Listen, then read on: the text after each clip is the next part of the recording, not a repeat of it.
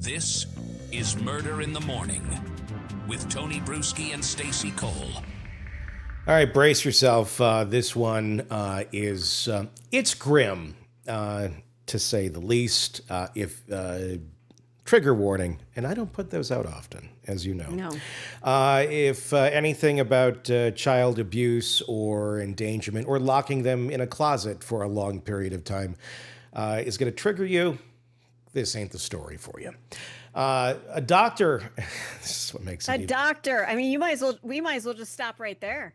A doctor and his wife in Michigan's Upper Peninsula. Well, there you go. Well, yeah. And me living in Wisconsin, Tony, from Wisconsin, we call that the UP, and we call them Upers. We do. And there's something about them. We love them, but there's something... They're special. Different. Different is what I like to say. We all have our beef with certain parts of the country, especially if they're adjacent to our state. And for people in Wisconsin, it happens to be the UP. When I lived in Minnesota, we had a thing about people from Iowa. We decided that they were stupid. Well, they weren't, but we just spoke of them that way. It's a little piece of the deep South in the upper North. Yes. is how I would describe it, quite honest. Well, it can be. It really can be. If you're driving down certain parts of the highway and it's desolate and it suddenly looks like you've just driven through Alabama. But I will say this. It is one of the most beautiful drives I've ever gone on along the coast of Lake Michigan there in the UP. It is an amazing drive. You go off the Mackinac Bridge, and it's larger than the Golden Gate. It looks like a blue version of the Golden Gate, and it's in the middle of the northern parts of Michigan where there's not a lot of people. And then you take that drive. I've done that drive many times when I lived up there. In the summer, wonderful, beautiful beaches, and it's just blue water. It's so great. And in winter, I drove it through a blizzard once, and I thought I was going to die. Oh, that's not hyperbole. I think you were probably close to death. It can kill you up here. Oh my God. So and we'll get to our horrible 10-year-old story in a moment, but my uncle had died, and I had to get back to Wisconsin. And you can go one of two ways. You can go up and around, which is shorter, or you can go down through Chicago and all that, and then back up. I chose a northern route. That was not a great idea, but I don't think any route was very much of a great idea at that moment in time. And what should have been about a 8-hour drive turned out to be more like 18-hour drive. You could not, and I just kept going because the wake was that night, and I just kept going in my black Ford Taurus, like 98 Taurus. Somehow that damn thing got me through where I could not see roads.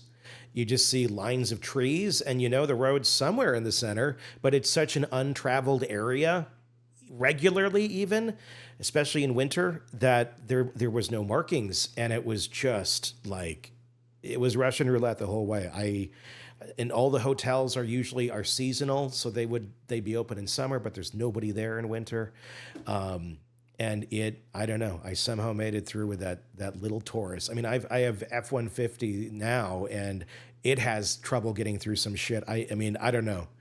If there's the higher power that helped me there, I think it certainly was, because that was scary as shit. You know what it was? It was Lord Taurus. It was Lord Taurus, yes. I've heard epic stories about, oh my God, how the Ford Taurus is just a beast. I've had two of them in my life, and since two of the most dependable vehicles I've ever had. But yeah, here's the other scary part about this that I didn't even mention. The Mackinac Bridge that I said about earlier, that looks like the Golden Gate, but it's blue and it's a little bit bigger. When it is very windy, they shut it down. Why? Because cars fly off of it. Yes. And it happens somewhat frequently.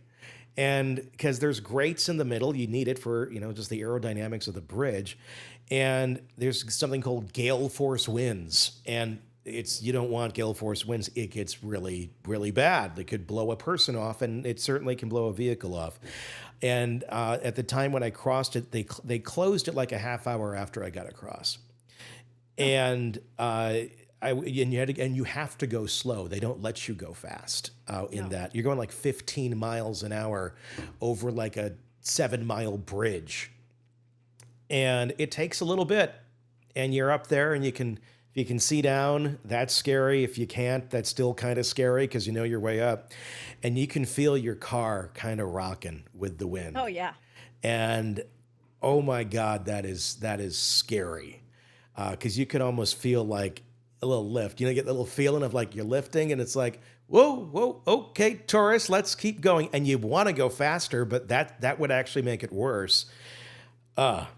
Anyway.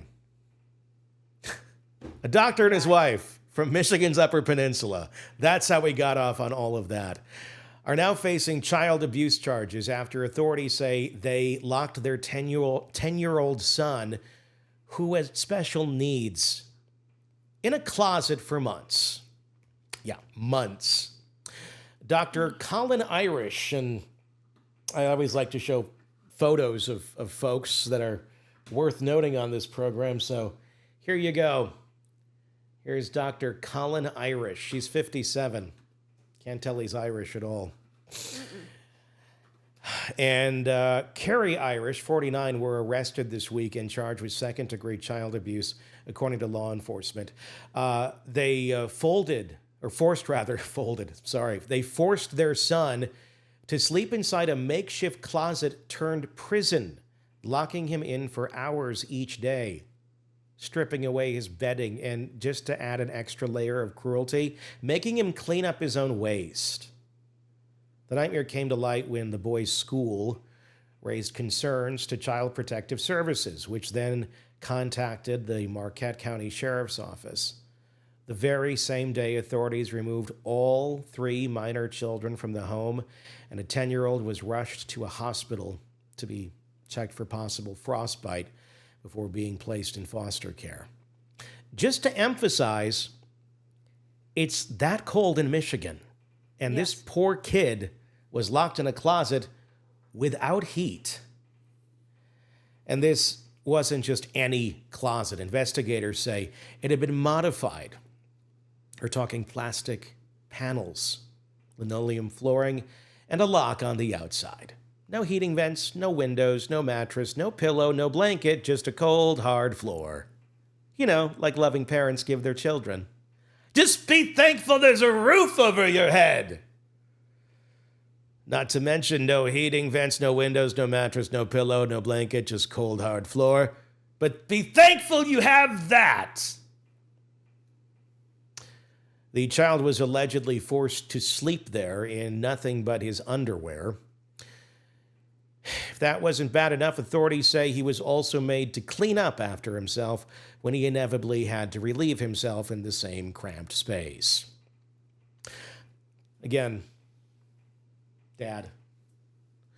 Detective Lieutenant Jason Hart described the scene, saying the child defecated and urinated in the closet multiple times and then was forced to clean it up.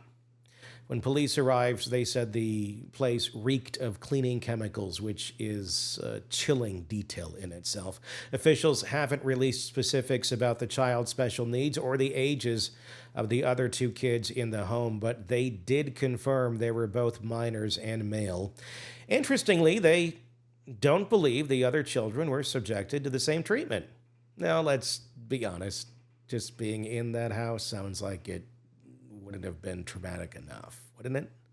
Colin and Carrie Irish were arrested and arraigned on Tuesday, each charged with second-degree child abuse. They posted bond, but they're barred from contacting their children while they wait for their parole. Yeah, that hearing. When reporters tried to reach them for comment, crickets. Their attorney's office also was not talking. Surprise. Okay, that I'm already pissed off now, Stace. I know. They bonded out? Well, How do you bond out on something like that? Well, first of all, you're a physician. They make a fair amount of money, so money talks. How is that even an option? Well, and that goes back to the court system now, doesn't it? Yes, sounds like a lovely judge there in Marquette County. Is that where this is? I believe so. I think that's what I read earlier in it. Yeah. Okay. Well, yeah, that needs to be addressed because somebody who could be a monster like this, probably not a threat to the general public. I guess I understand that part. I don't know. But based on what they did, you're a doctor. You're supposed to be looking out for, well, above all, do no harm. What is he a doctor Above all, of? Do we know what he's a doctor of? I want to say, let's see, Colin Irish, that he is a family medicine. So like general family medicine? Yes, general practitioner. I'd be looking at his records closely. Yeah. I'd be looking at the records of all of those patients, because if you have somebody who has a propensity to do this sort of shit to their own kid, what do you think they might be doing to other people's kids? Just saying. If he's your general doctor, I would be a little concerned. Just a little. I'd be questioning. He is a doctor. He's an osteopathic physician. So what is that? They are doctors. Let me get an actual definition. You have to define it as they are doctors. Well, a lot of people don't understand osteopathic medicine. Okay. So let me get a definition. I should know what this is. Is this spine and back? No. It is a branch of the medical profession. Oh, this is weird. It says it's a pseudoscientific system of alternative medicine. Really? It's not what I understood it to be. Hang on, let me find another definition here. Promotes the practice of science-based medicine, often referred to in the context of allopathic medicine, with a set of philosophy and principles set by its earlier form, osteopathy. They are graduates of medical colleges and licensed to practice the full scope of medicine and surgery in all 50 states. So,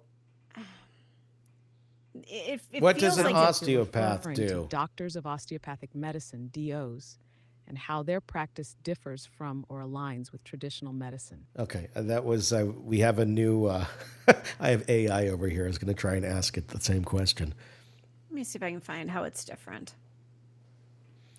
What does an osteopathic doctor do? Mm-hmm. What does an osteopathic doctor do? An osteopathic doctor, DO, is a fully licensed physician who practices modern medicine, but with a holistic approach. Okay. They can diagnose illnesses, prescribe medication, perform surgery, and work in any medical specialty. Oh, shit. Like MDs. The key difference is that DOs are trained with an emphasis on the body's musculoskeletal system and the idea that all body systems are connected. Okay, I think we got enough. I'd be even more concerned now if it's an osteopathic doctor, because you can be more holistic. Well, and whose definition of holistic are we talking about here? Are we talking about his? Well, is this holistic what he's doing with the kid in the closet? No, based on what he did, no. I've known many osteopathic physicians who are amazing at their job, and they look at the entire body as a system, a working system. It's not just yes, your pancreas isn't working. We need to do this. A good one would. I'm not trying to insult the profession. I'm trying to insult this version of the profession. Yeah. Oh, this makes what he did even worse, because now when you take the entire body of this child into account, using the brain and the musculoskeletal system, and you're abusing it that terribly, you know exactly what it's doing. So this is very calculated. This isn't just, oh, I didn't know how to take care of my special needs kid. You specialize in how to take care of the human body, you piece of fucking shit. You specialize in it. You're licensed in it. You violated But it. he's a dad. He's I dad. don't give a shit. He's a piece of shit.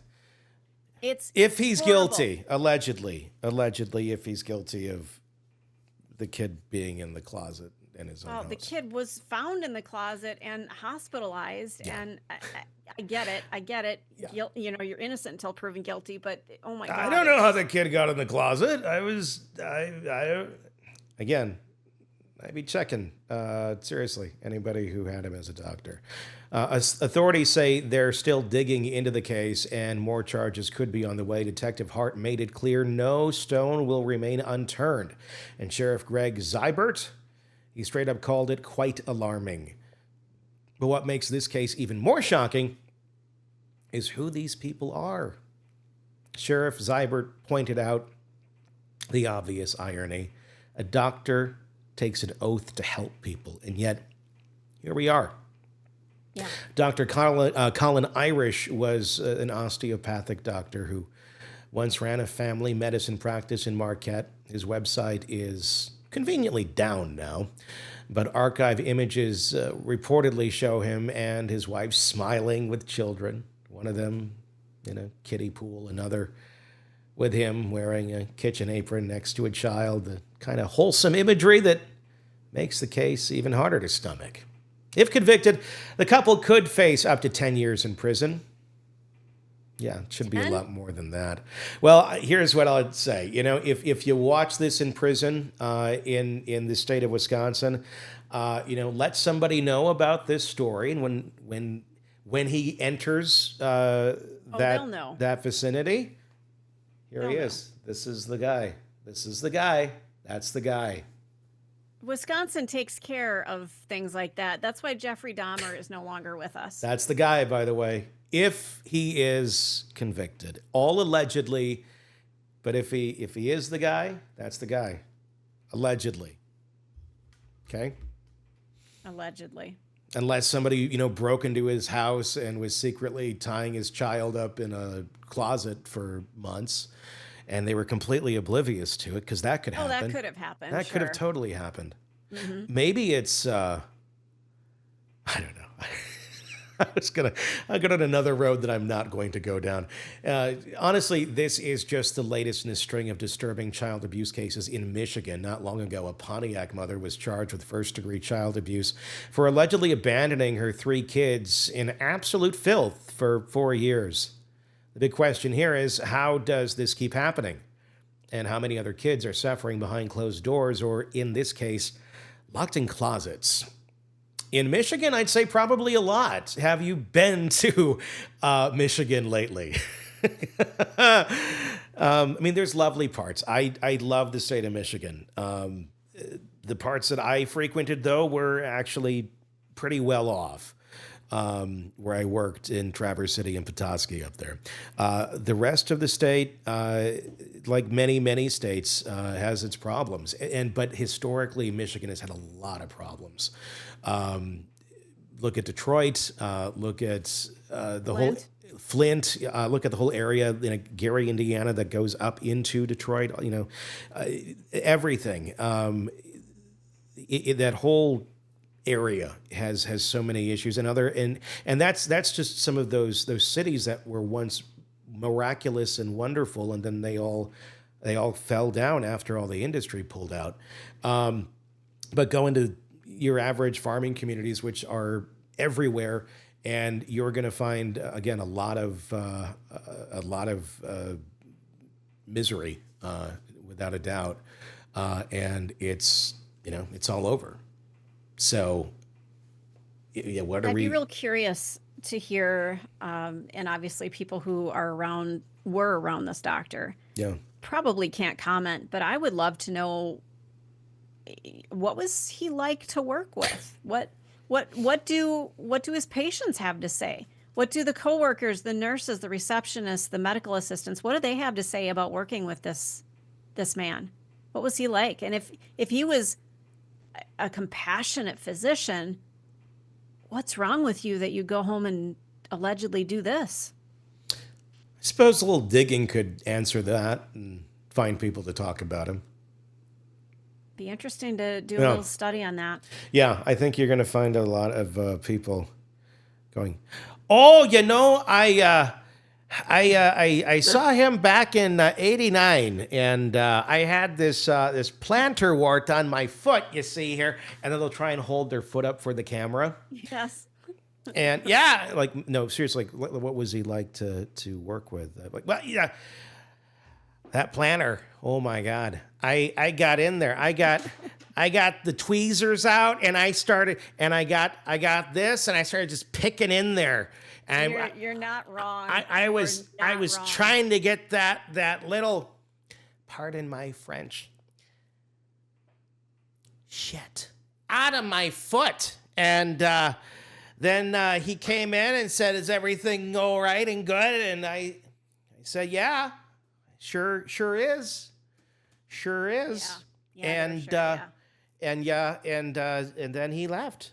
So you just saw him, and he just said, "Yeah, sure is," something like that. After all of that, oh yeah. Good doctor, good man though. I could tell he's a good man of faith. That's how that interview would go. I don't doubt it a bit. You've got the Upper accent down, dude. That was good. And for those of you who are going, I don't understand what that was, Tony nailed it. That's the Upper, yeah. You'll hear that if you go up to the UP of Michigan. Yeah, I mean, there's a very nice people, very trusting people, and well, I wouldn't say trusting. I'm going to take trusting out of that equation. Actually, you're going to have some of the most far non-trusting people there. But if you're in a setting where people are, friendly, they're usually pretty nice. But no, that's also where you get a lot of. Not cults, but what are we talking? Militias and things of that nature. Tons of militias. Lots the of ones from Wisconsin and Michigan, they all hang out together in campgrounds. From Wisconsin to Michigan, this is militia land. Yeah, I mean, it really is. It's kind of spooky. But yeah, so you got that going on.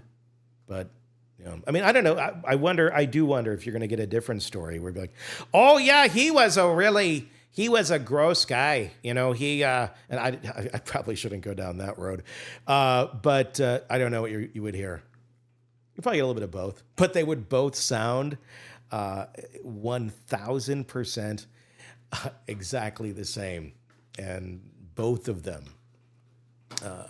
would end in just one phrase. Don't you know? The world of true crime never stops, and neither do we. Press subscribe now to get daily updates, in-depth analysis, and expert opinions from the Hidden Killers podcast and True Crime Today.